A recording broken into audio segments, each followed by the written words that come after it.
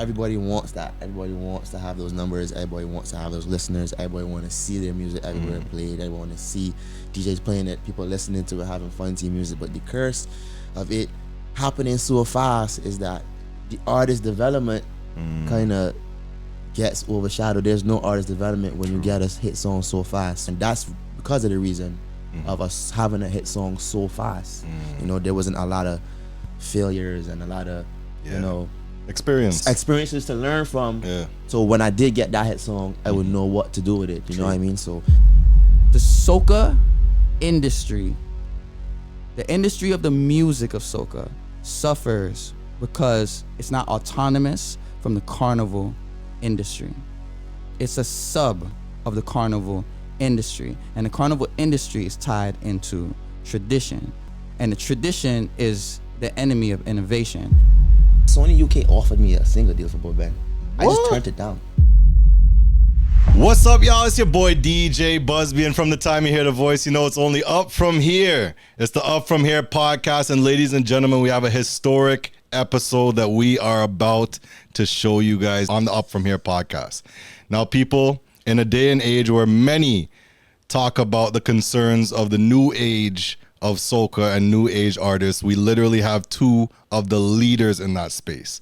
When it comes to the younger talent in soca music and soca artists in particular, these two have shown and proven that what they are doing works. One of them, I've seen many of his contributions come through my crates.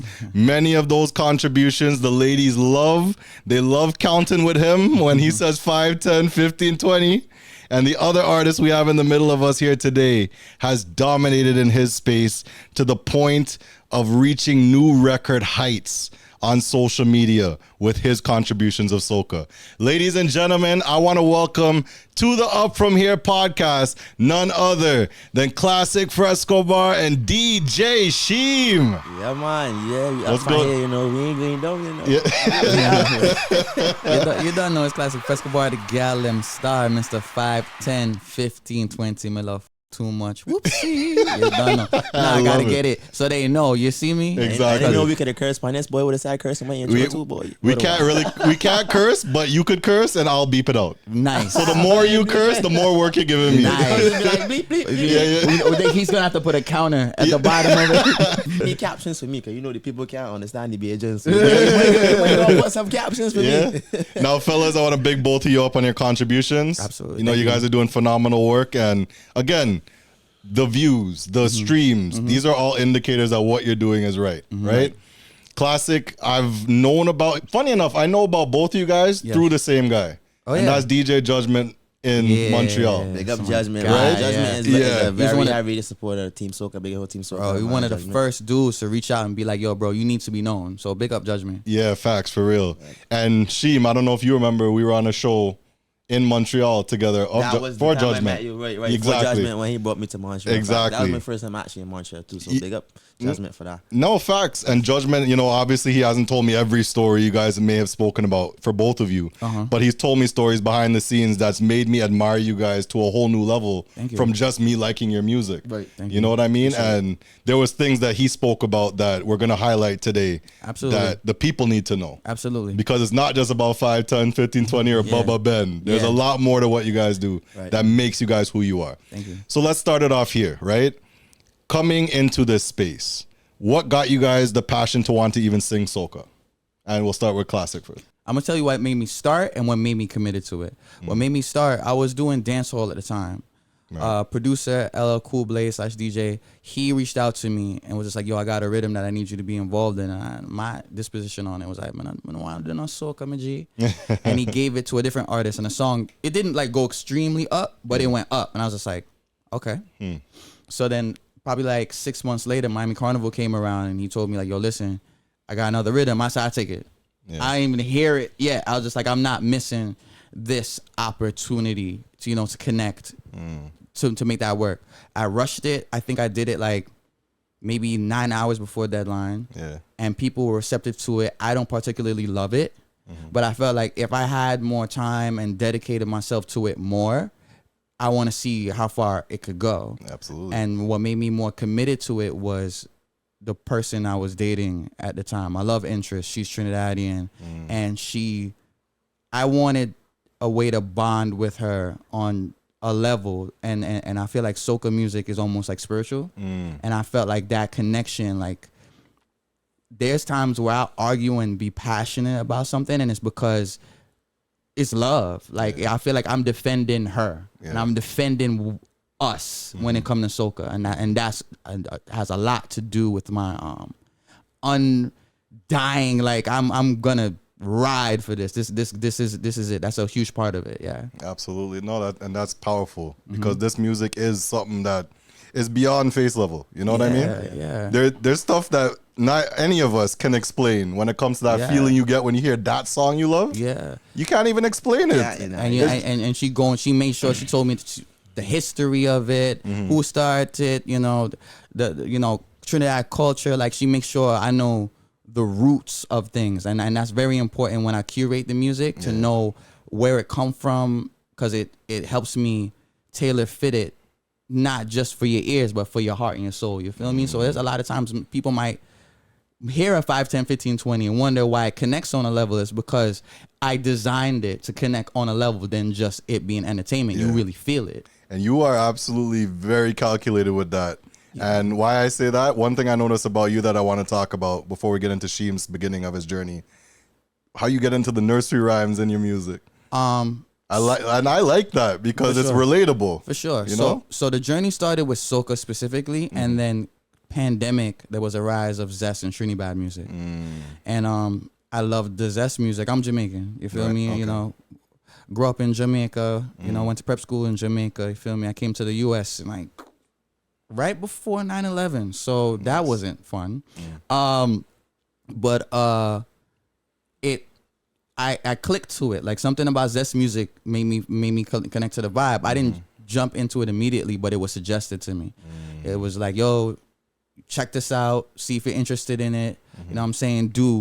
Just give it a shot. Yeah. So I listened to the music, and I don't remember who specifically it was in Zest, but I realized that maybe it was someone specific. I can't remember off the top of my head that used a nursery rhyme once, and no one else did it. Yeah. And I was just like, y'all are underutilizing this, exactly. So I just committed to it. Like, if y'all not gonna use it, I'm gonna use it. You know what I'm saying? It's like if you have the app to make your life change, why ain't you gonna make your life change? Yeah. So I did that. That was what I saw something that wasn't used enough. Let me use it. That's dope, man. I love that. And that's what the right way of thinking is. You got to think about the end consumer, what's relatable, etc. Yeah. Now, Cheem, this is gonna be a special one because we've all seen, especially when you first break through that glass door, what you did. Yeah, the start of your journey. What even made you want to get into soca music? I think it was true the fact that I was a DJ. I was a popular DJ for a little bit in New York City, and then as I started to do the college tours and stuff, and then I started to get a few Miami Carnival bookings. I started to expand outside of New York, and I was getting the Carnival vibe outside of New York, and that made me wanna do more in the genre. So I truly love music and truly DJing. I tell myself that I just want to try it, and I tried it, and for a few years when I first started, I just had popular songs within Brooklyn. Yeah, it was a Brooklyn thing, That's sick. I was popular in Brooklyn, a couple songs people might know. Gala, well, yeah, why now I'm Ben and Margaret Bay Rhythm. I had a few things that was just popular within Brooklyn or the college kind of scene, you know, and then. I just wanted to try the soca, fully, and the whole thing with Bobby Ben. Took the world by storm, boy. Yeah, so Bobby Ben is what made me go into soca professionally. So before I was making soca and still DJing, and soca was just something to do for fun, but DJing was the main thing for me. But then after Bobby Ben, being an artist became the only thing for me. But yeah. Nah, that's dope, man. Bubba Ben, was a monster. Right? Anywhere you go, is a monster. Yeah, thank you for correcting me. Is a monster. Because till today, that's one of the safe songs. Yeah. You kind of stuck in your set. Yeah. That's one of the songs you think That's a of. safe song for sure. Yeah. Even as a DJ, no, that's a safe song. That's the song I will have as a safe song. Exactly. So, and for you to get that early in your career is something that not many people see in their lifetime. It's a blessing and a curse, though. Exactly. And I was gonna, but It's you a talk blessing about and a that. curse. I would say it's a blessing and a curse because, you know, everybody wants that. Everybody wants to have those numbers. Everybody wants to have those listeners. Everybody want to see their music everywhere played. Everybody want to see DJs playing it, people listening to it, having fun to your music. But the curse of it happening so fast is that, you know, the artist development kind of gets overshadowed. There's no artist development when you get a hit song so fast. So, you know, me getting a hit song so fast, I didn't really develop as a real artist because there was a DJ that was just doing songs. So there was no artist development, and you know, it took me a while to really know what my identity. I'm still actually trying to figure out what my identity is as an artist, and you know what I really want to bring out there for the world as an artist, you know, and that's part of what's hard for me right now, what I'm trying to figure out, and that's because of the reason of us having a hit song so fast.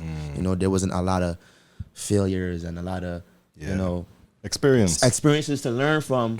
So when I did get that hit song, I would know what to do with it. You know what I mean? So there's the pros and the cons to it. And even the catalog, right? Right. Because then you go up there with that hit song, but you're not just going up to sing the one. You have a catalog of music. And that's amazing because, you know, again, in a new world where it's so hard to get your music out, to get that song that just breaks the doors open. Yeah. Right? And even on a space that's not as popular for soca music right now. Or just even Caribbeans in general. There is a Caribbean TikTok, so to speak. Yeah. But to my understanding, like TikTok was the biggest, right? Yeah. I gotta thank TikTok. TikTok has definitely played the biggest part in my song busting.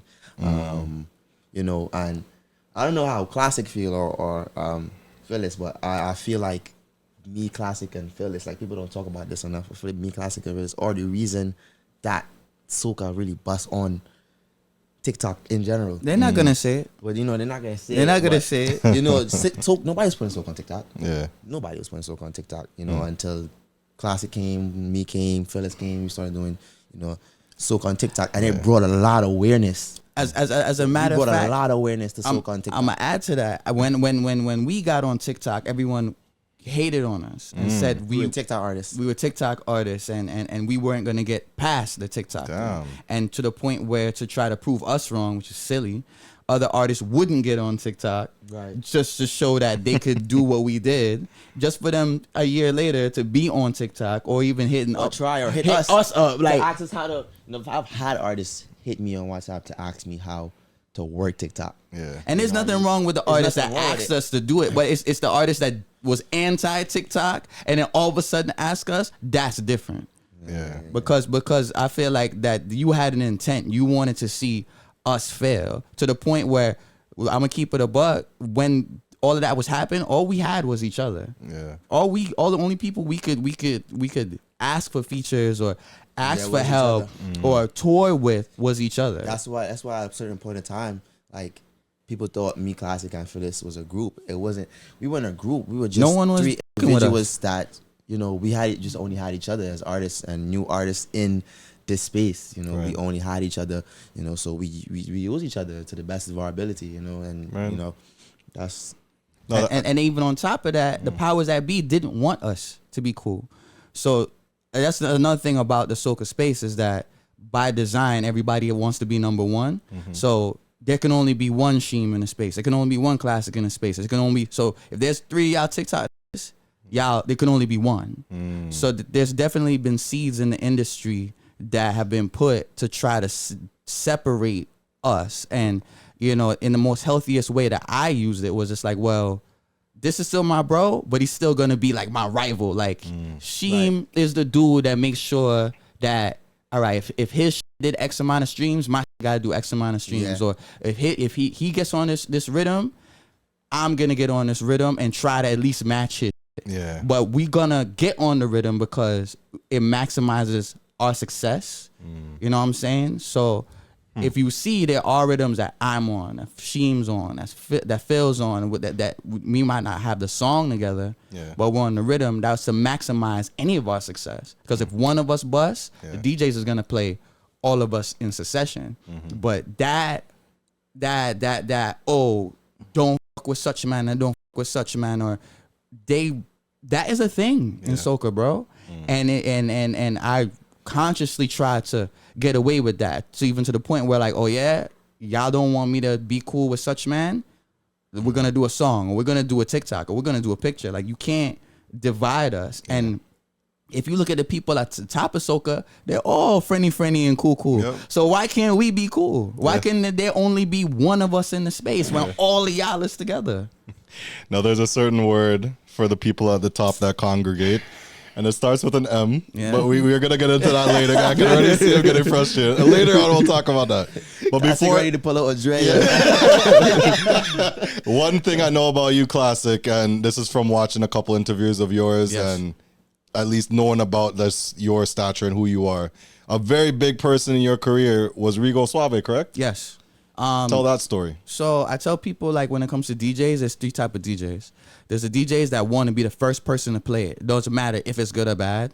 Then there's the DJs that play it after they saw it work a little bit. And then there's the DJs that only play your shit after it's been successful for like at least a year. You know what I'm saying? And Rigo, like, you know, too much was buzzing on the internet. It was just an internet record, you know, and it was hard to get it to be played in real life. Miami Soca, it wasn't Miami Soca weekend. It was Jamaica weekend in Miami during the pandemic. Florida was the only place open. I lived in Florida, so everyone had to come to me. Basically, you had to come to where I stayed at. And normally I don't really get on stages and if people call me and tell me pull up, only him can do it, Phil can do it, Father can do it. So even when Rigo, he played the song and he stopped it and he said, yo, the person who sings the song is here. And I wasn't gonna go up, and it was the father. The father was just like, yo, go up. And I went up. I did like the intro and a hook, and it did well. And that's what I say about, there are certain DJs that want to be the first, and there are certain DJs that only play after it does well. It did well, and every DJ that was part of Jamaica Weekend played it after that. So that's when it became an internet song to a real life song. So everyone was in Florida, heard it, and then went back home and started playing it.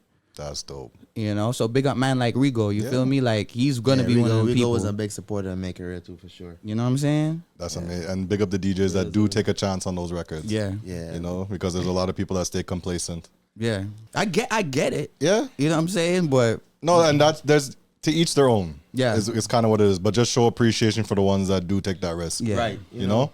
But then again, there's 2 sides to the story as well, because I was DJ as well. So sometimes I understand the dynamic of how things can be. You know, sometimes you might go to a DJ and say, can you play my song? Look at this record. Tell me what you think about this record. Yeah. But you might be the 60th person today that said that. Yeah. You know what I'm saying? Yeah. Because there's a lot of artists in this world. Yeah. So it's like, as a DJ, sometimes that can be overwhelming, just hearing this person want you to hear their record, this person want to listen to this record. So that's why sometimes a DJ might take the road, like, I'll wait and see which ones is popping, and then I play it. Yeah. Because I don't want to go through that work. Yeah. You know what I mean? But which is understandable, which is the lazy way. But what I also like to say to DJ is, part of being a DJ is the love to go and get music and want to learn new music and play it. That's part of the process of being a DJ, you know? Yeah. So when it comes to DJs, now this was going to be my next question, so it's funny we're even here. DJ Cheem, right? That's what I saved the first record of yours as. But now I've seen Cheem again, or just Cheem in general when we download these records, right? Let's start at the beginning. You said you DJ'd first. Yeah. So how was your experience in that space? It was a pretty good experience. So a lot of my fan base now just transferred from me being a DJ. So it actually was as a DJ. I was very popular. I probably heard my mix before and didn't even know I made that. Exactly. You probably heard that. You ever heard that?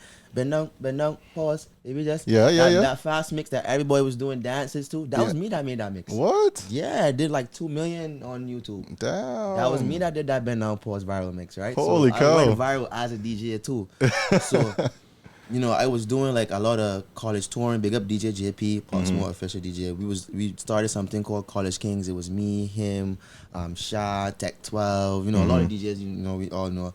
We started this thing called College Kings, where we was like touring a bunch of colleges, doing a bunch of DJing for a bunch of, you know, homecomings and, you know, stuff like that. And then, you know, the popularity for me just grew as a DJ because the demands in universities and college came, and I was doing these little viral mixes and stuff. So, you know, the transition wasn't really that much, you know, for me because of the DJing. And, you know, I used to play on radio and stuff, so that kind of helped me too with my music, because I used to play my own songs on radio and stuff like that. So all that stuff kind of helped me. Got it. So now that you've transitioned into the artist space and having the name DJ Cheem, was there any friction? Yes. To this day, there's still friction. That's why on my Instagram, you will see me name Cheem again. Yeah, exactly. But on Apple Music, it's still DJ Cheem. You know, I was, you know, for the past 2 years, I was trying to actually get my name changed. But, you know, I've been having a lot of talks with people. And, you know, big up Monk Music. Monk Music told me that it's not a good idea because, you know, even though it's 2 letters I'm taking off my name, I'm a whole new person in the system of music. So it's like all them streams and everything I had in that whole world is all tied to DJ Cheem. Yeah. So once it becomes Cheem, I'm a whole new person in the algorithm. So it's like, do I want to take that risk? That is I true. might as well keep the name. You know what I mean? Because everything else I did before, it's just going to the water. That's incredible perspective, and look who you're getting it from. Double O. So, but no, that does make a lot of sense. so And big up Monk Music, any team. Man. yeah, facts. But it's something as a general person you're not necessarily thinking of. Yeah, you're not. And I didn't think that would have. I thought that you could have just changed the name and just connect all your streams. Like, but nah, so. You're a different person in the algorithm. Wow. It's like you're starting over from scratch again. Just taking over from 2 letters. So. Look at that. Now we're talking DJs, so that conversation's out of the way. I think it's time we get into the Soca Mafia. I know Klassik's ready for this one. Klassik ready? Not Klassik. You can't say that name 3 times in a row. They're gonna show up like Beetlejuice. Gotta be careful. You gotta talk like Voldemort. You can't say the name. You feel me? Oh god, Klassik. Soca Mafia. Is it real or is it fake? Absolutely real. Absolutely real. But I feel like people feel like it's like 20 people with guns, you know, that are gonna kidnap your children and shit. So I feel like when people be like, oh, it doesn't exist, I feel like they're thinking of these, you know, extermination squad. But you know, I feel like it's more of a title that can apply to multiple people. You know what I'm saying? So yeah, it absolutely exists. It absolutely has a presence, and it absolutely affects people directly and indirectly. So how would you say it does affect at least the artist aspect of everything?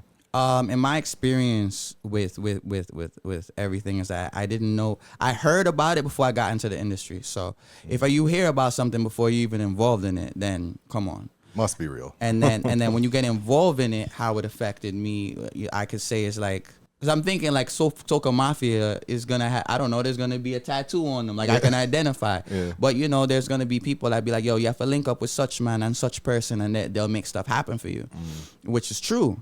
But it's going to come at a cost. Yeah. And that's where the concept of the mafia is.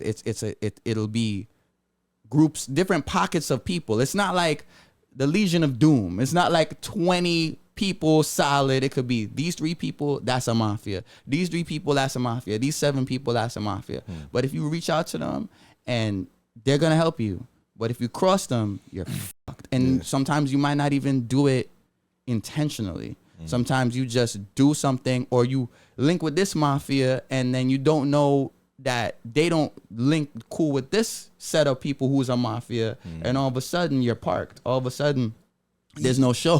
All of a sudden there's no repost. But you don't think it's crazy that people have the power to park your career when they want? It's insane. That's it's insane. That's how we ended up teaming up, because we were all individuals, and it's just like, well, if them that set of 3 people is fuck you, then we'll become a set of 3 people.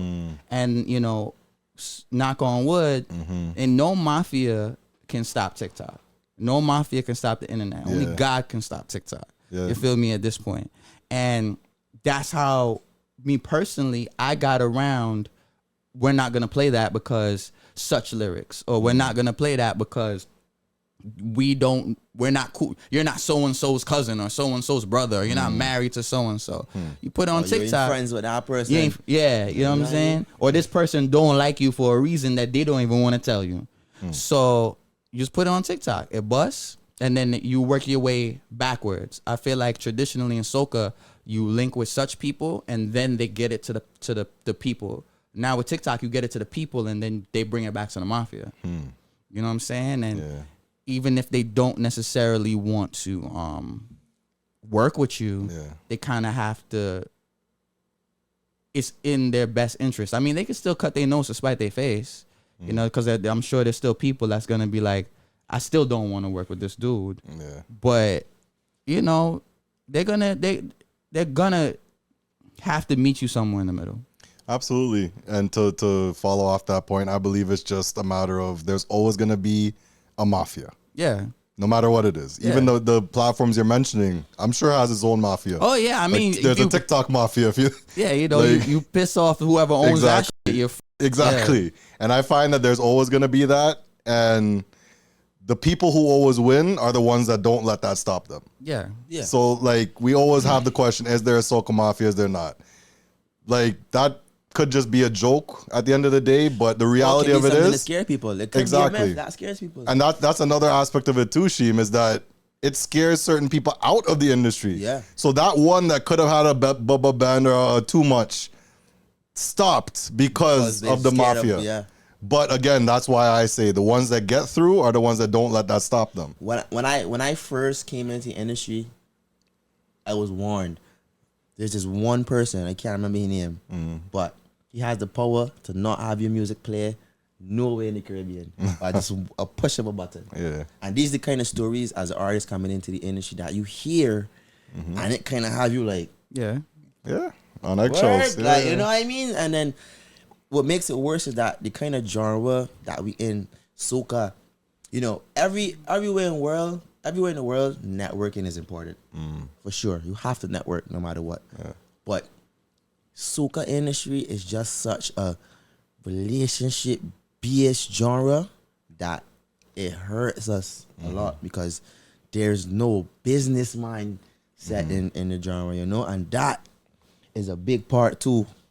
And why soca is moving the way it is slow. You hit the nail on the head with that one. And that's something we definitely have to get into is the business of soca and the pitfalls in it. Yeah, right? A promoter hit you to talk business. Once you say manager, that conversation ain't finishing. And I've experienced that. Yeah. No, literally. It's crazy, but it's like how me mentioning my manager to get business done correct scares you away. A lot of promoters in the soca industry rather talk to us personally so they can probably get a better deal or something out of us because they know talking to the artist personally, you're gonna get, you know, because the manager is no feelings involved. Yeah, it's just business for them and them making sure they get their money. So there's no, but you know, exactly. I gotta take my wife and you know my child in hospital. So can you just do 1,000? You know what I mean? It's none of that. You know what I mean? I experienced that too, and he's absolutely right. Like in a sense, I get nervous when people want to get me on the phone.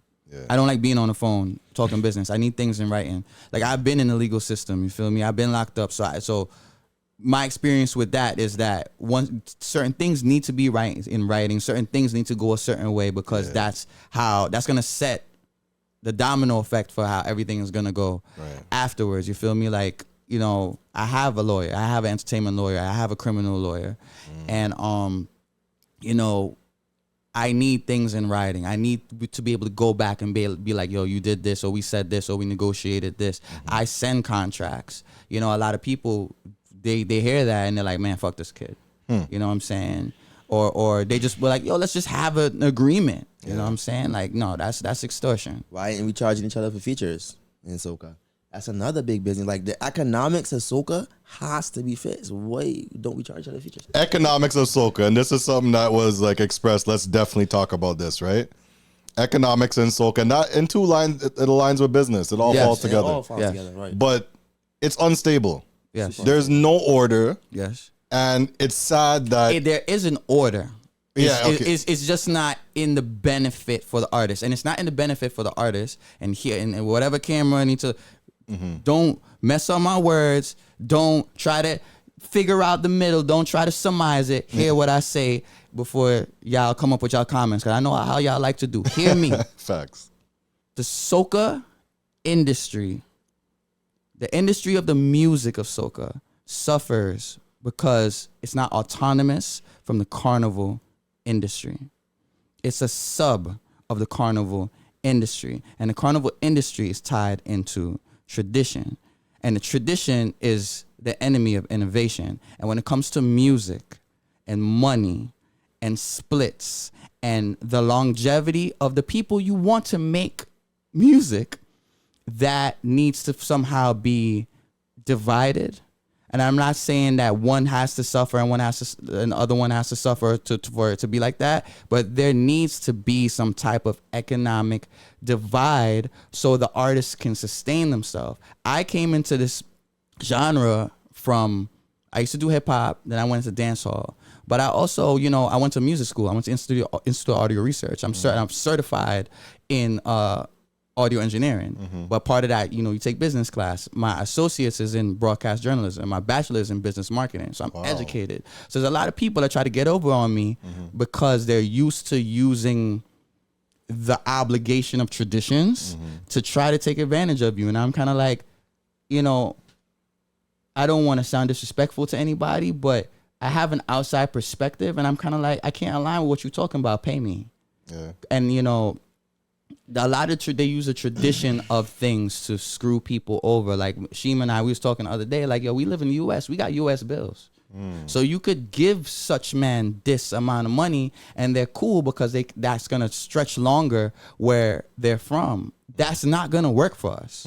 You feel me? And if we don't get paid, how we gonna record? Our connections are so bad. How we gonna mix? No, how we gonna put on good clothes? Yeah. How we gonna put on a good show? You feel me? No, you're absolutely right about that. And first and foremost, I must say I'm pleasantly surprised to hear like your thought process in your mind. Yeah. Because hearing your records, I would have never but that's what I love, to get to sit down with you and now hear how eloquent you are, educated. Big up yourself. And he brought that up the other day. He brought that to me, and he was like, yo, we don't have a podcast. We don't have blogs. We don't have things that there is a disconnect from the humanity of the artist. Right. Exactly. And that I was just about to say. He said that to me. That's even why I tried to start the podcast with Shanna and Kumi, because like the idea I kind of had for it was to kind of make like a semi shade room for soca, if that kind of, but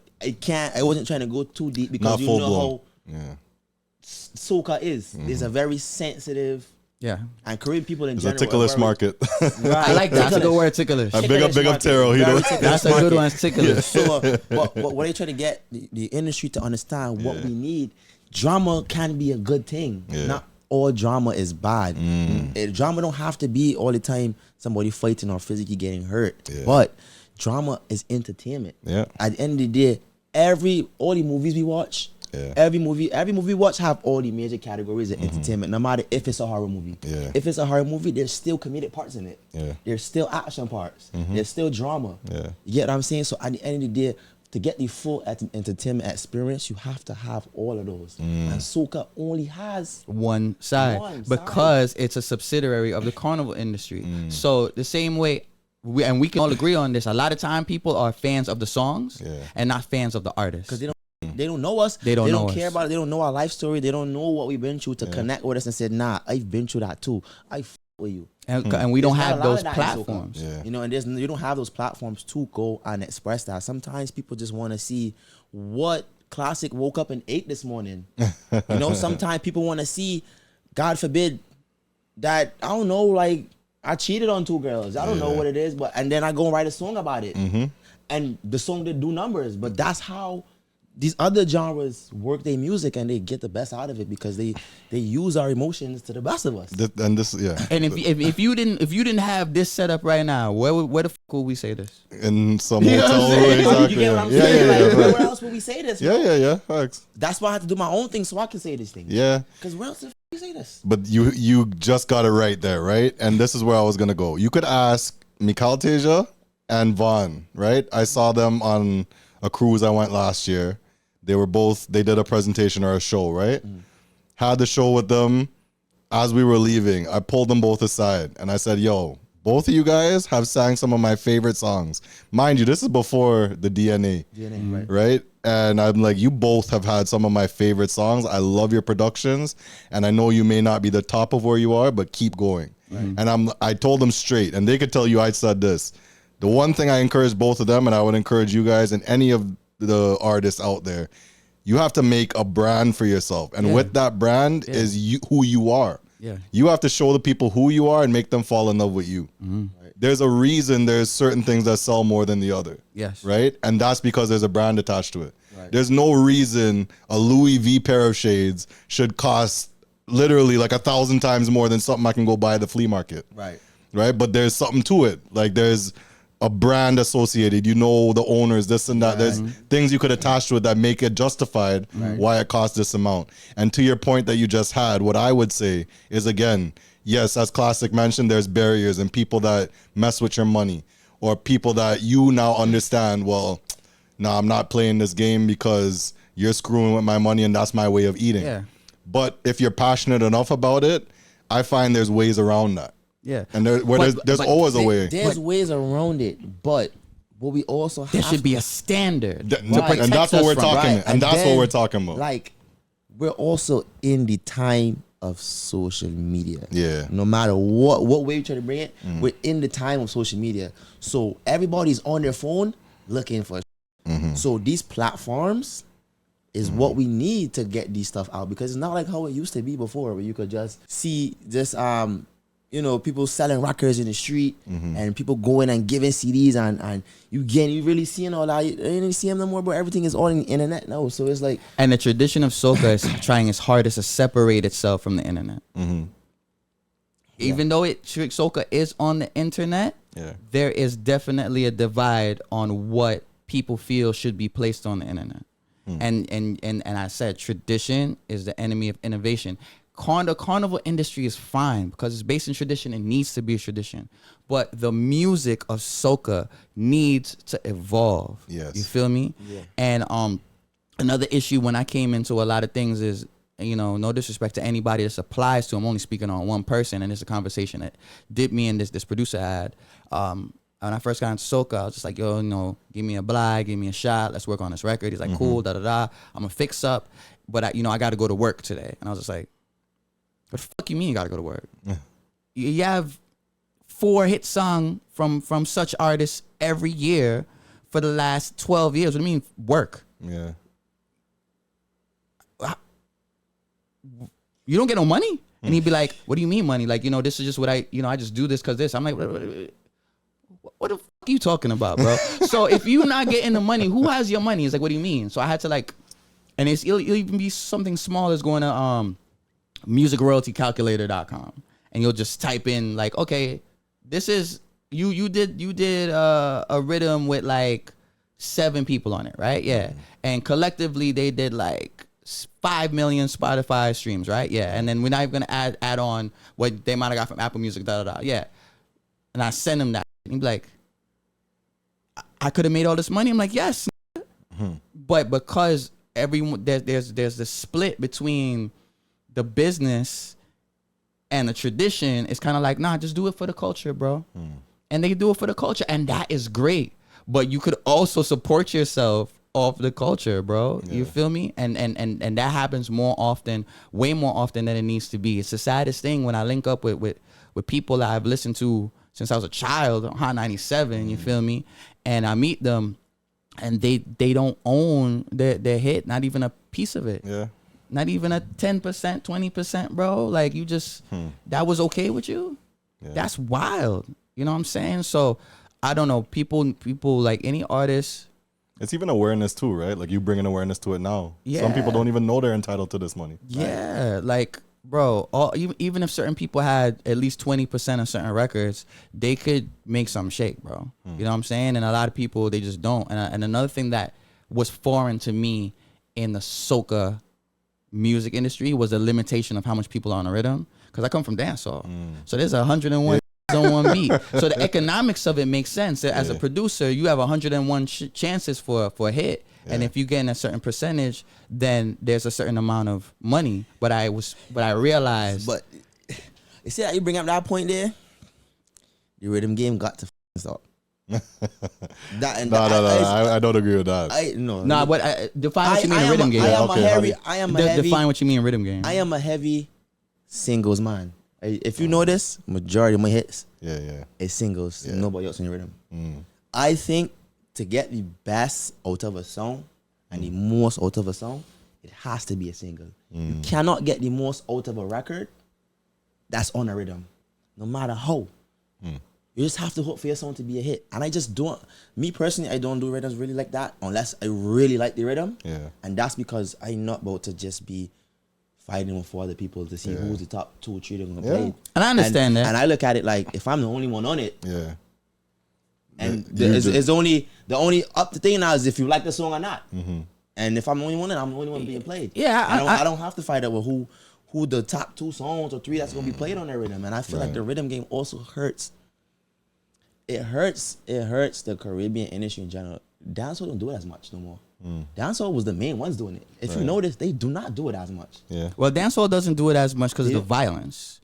And I can speak from I feel like they see the value in singles, I can speak on that personally. I'm gonna tell you a lot of what happened with dancehall in terms of rhythms and just the vibe with singles has a lot to do with producers having to pick sides because such artists doesn't fuck with such artists, and we can be very transparent when it comes to dancehall. If you put such artists on this rhythm, I'm gonna shoot you, or my man's is gonna spank you. My man's is gonna smoke you.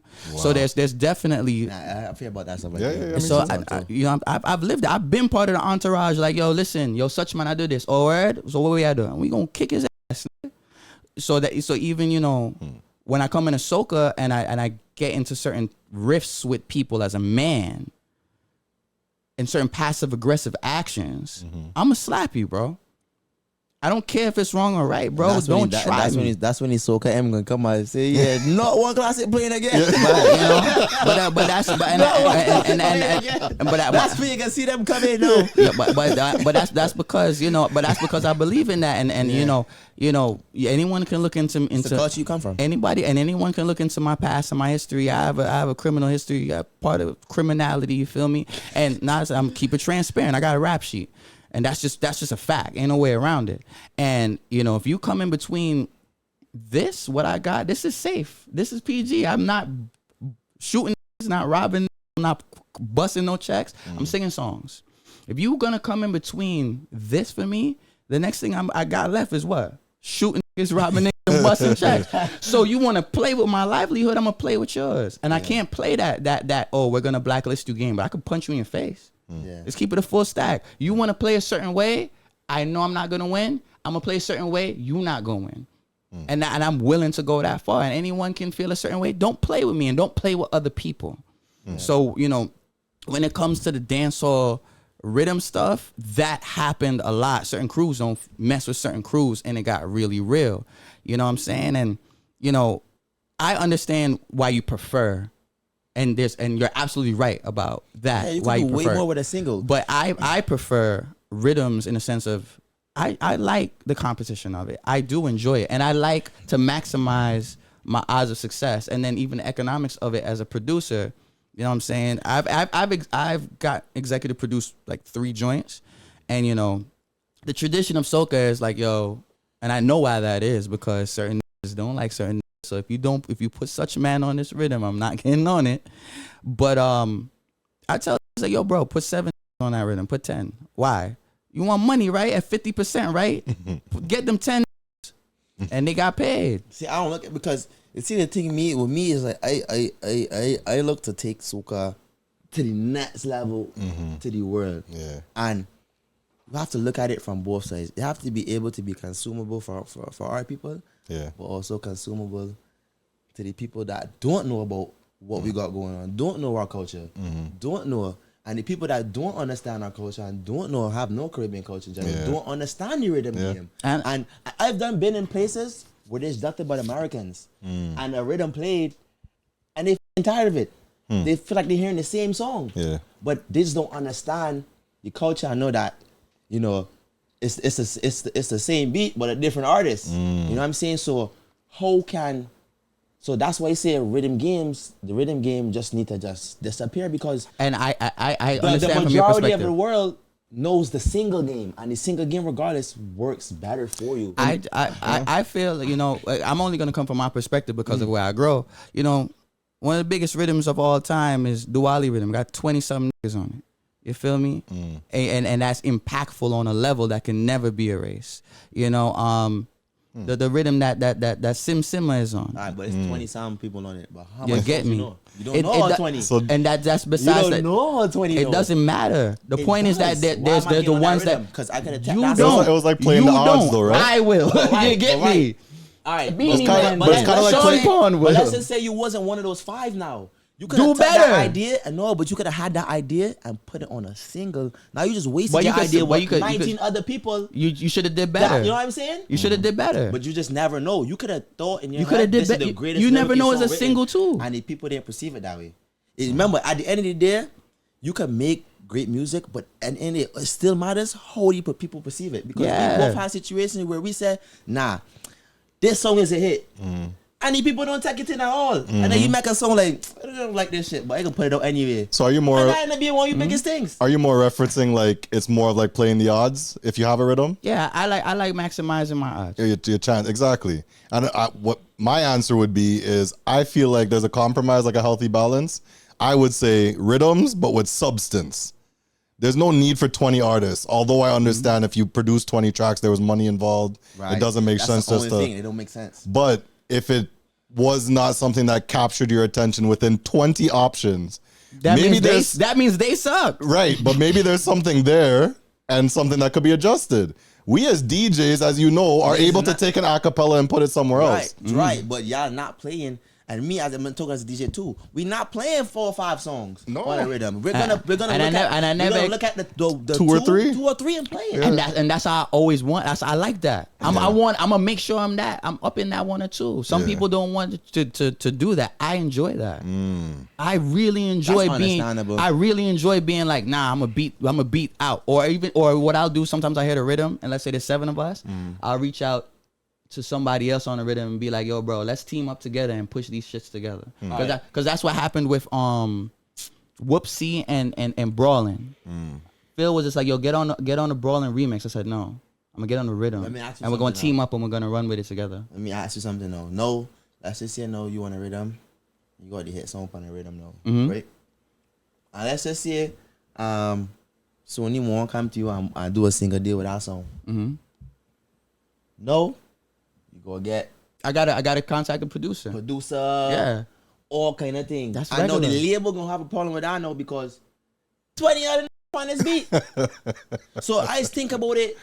Yeah, ahead of time. I just think on a music overall, not a competition, but I just think on a music overall and what these people I mean, These are serious gems. I mean, at the tables are gonna look for. That- I mean, dog that- and cat have 2 different luck. You get me?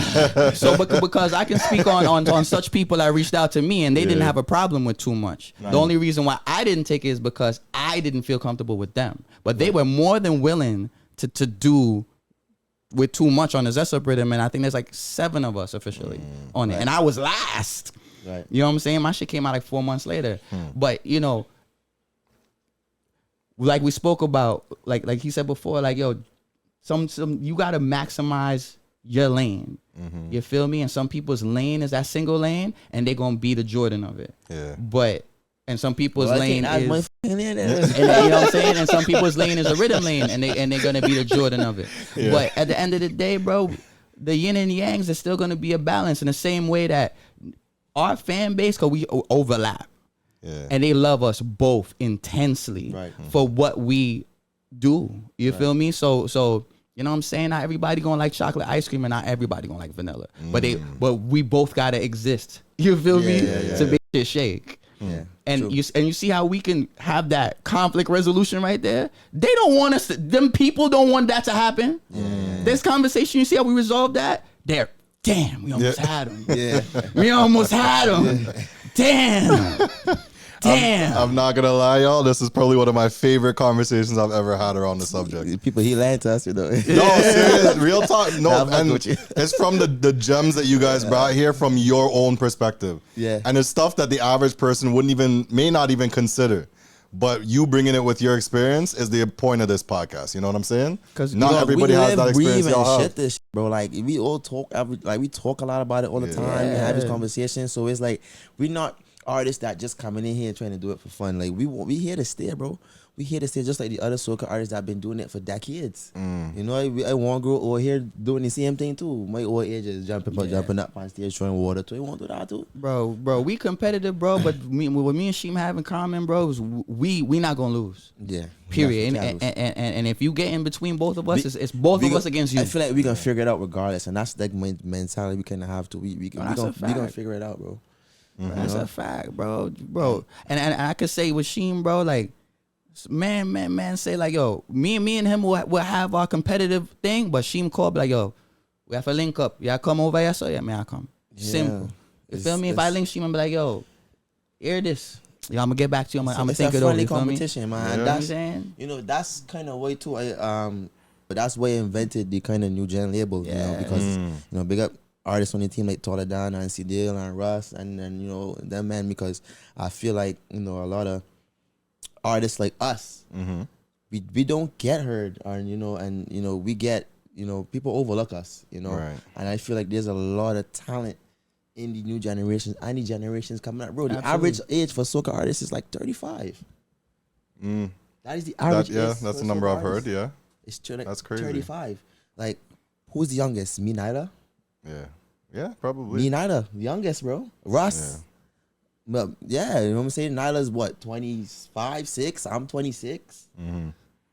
It don't get younger from that. And that's another problem too. The young people don't even motivated to come and sing soca. And bro. even on top of that, I can say something about us more. We're more numbers and analytics Yeah, that too. oriented. Yeah. So I could say there's such people that might get certain credits that we don't, but we internationally are bigger than them. Yeah, literally. So I will look And we at could prove it.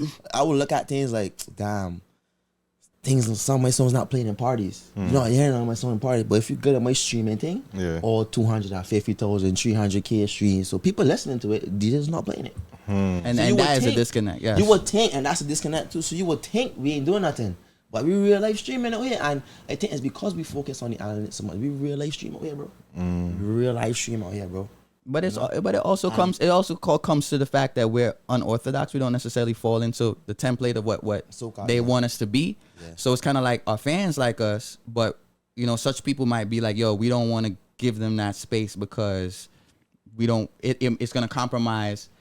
This ain't doing as well as them. If we put next to certain, they're bums. That's a fact. They can't hide it. Yeah. Yeah, I mean, yeah, you can say that. There's certain people that just can't coexist with certain, and not just us, because we can talk about We ain't people. coming at nobody, you know. We're just having this is the conversations we have as friends, just chilling. Yeah. This one is just on camera. Yeah. Not for real. For real. Just on camera. Because when it comes to numbers, streams, fan base, and following, you know, virality, because virality is people. You feel me? You're not faking that. Yeah. You're not faking the person that shared this and shared this and shared this, put this in their group chat and Facts. send this to their friend. Yep. That's not fake. Or you're not. It's fake hearing the people that's clicking purchase. And You know what I'm saying? That's a big thing. Yeah. Go ahead. So when it comes to stuff like that, you can't put certain next to young brother, even though they won't acknowledge it. But if you have to put those stats up on the board and put certain people's favorite people next to them, they can't do it. And it'll expose them. Listen, I don't want to call any names, but one day I was talking to my manager, and it was just going through like Spotify. This was at the time Soca start with me and IQ was buzzing. Yeah. And it was just going through like, you know, Spotify, like listeners, and I went through probably half the industry, and half the industry wasn't even close to the Spotify listeners I had. The only people that was actually up there was Marshall, Bungie, I seen Allison up there. That's true. Those names. And Nyla. Only 5 names. Other than that, everybody else was nowhere close. I was at. I used to play that game with my boy. I was said at 200 and something monthly listeners on Spotify. A lot of these soca artists wasn't even touching 50. Wow. We Ask him if I'm not. me and my other boy, we said Monthly listeners, we played a game. We said we play guess the monthly listeners, because now you're gonna realize the disconnect between what the industry makes people seem how big they are and what they really are. Yes. So anybody out there, play the guess the monthly listeners game. Think about someone you think is super super big and be like, other than the big 3, you get me? They don't count. Right. Because they worked. They earned. Yeah. They sweat. Yeah. You feel me? The way they are, they deserve to be. But there's certain people, let's play the guess the monthly listeners, and you're gonna be like, oh, this person has, based on their influence and how they're portrayed in this space, oh yeah, man, they might have 500,000 listeners. They got 2K. So and that's how I had what made me start that game. My engineer is a dancehall DJ. And I was just like, yo, I have a collab with Such Man. And they'd be like, and he was like, who the is that? I'm like, you don't know who Such Man is? How you know him? He's big. And he's like, and he just pulled up the Spotify. He's like, this ain't big. And I was just like, shit, it's really just us that fuck with son like that. And they've never gotten outside of that. But we think that they're as big as that. That's insane. And so Dog, after later tonight, go.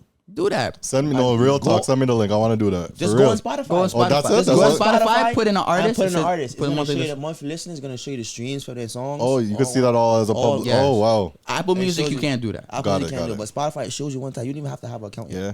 And this was one of my things. Oh, go ahead. Yeah, just Google any artist. Google any. Just look at and compare the Spotify monthly listeners. Yeah. And Cheem and I, we've been to labels. We've had contracts put in front of us. We've had negotiation. That's another thing I want y'all to understand. Like, we're not playing around.